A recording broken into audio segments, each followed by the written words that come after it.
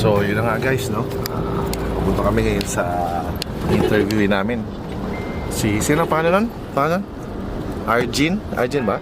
Arjin, Arjin. Ano yun, taga... Mercedes ba? Mercedes ba yun? Mercedes ba?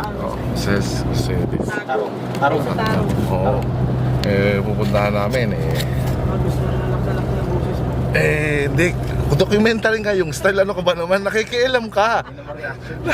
Hindi naman to reaction video. Ano to documentary? Parang yung gumaganong-ganong pa yung camera. Tapos, alam nyo guys, nandito na tayo. Nandito na kami, bali, papunta na kami. Ganon kasi, sinisira mo Ano man? Sinisira mo tuloy-tuloy pa rin to. Rolling pa rin to kahit sinira mo. Ito mga kasama ko. Ito yung nahunting ng Kalingap. Actually ako naman talaga, hindi naman galit sa akin ng Kalingap. Gusto nga ako ni Ate Edna Pero itong dalawang to wala. Talagang grabe kasi ang ginawa niya. Grabe yung ginawa nila to sinaktan nila ng mabuti. Lalo yung kumpare nila. Grabe, no? Umiyak ka, Neng? Umiyak ka, Neng? Umiyak ka, Neng? Grabe, no? So, yun na nga guys. So, punta kami dun ngayon So, i-upload ko na lang to kapag syempre kailangan one step behind sila. So, ila-livestream ko ng ila-livestream yung mga recorded videos. Tapos, titignan natin kung ano yung sa tingin nila. Kailan ba nangyari? 26, 27, 28, o 29? Ay, di ba 29 ba tayo? Parang kasi ba nag-extend. Joke lang. So, guys yun lang Yan, okay na yan.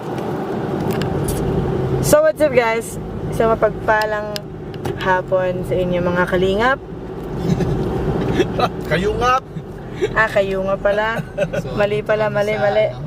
Andito kami sa... Pinabaybay namin papuntang Talisay kung saan ay ito po ay ating interviewin si Marian si Arjen with the founder of Kayungap. Nandito na tayo ngayon at i-interview na natin guys. So ito yung gagawin natin unang-unang araw okay, kasi para mas maganda yung mabilis tapos enjoy na lang later.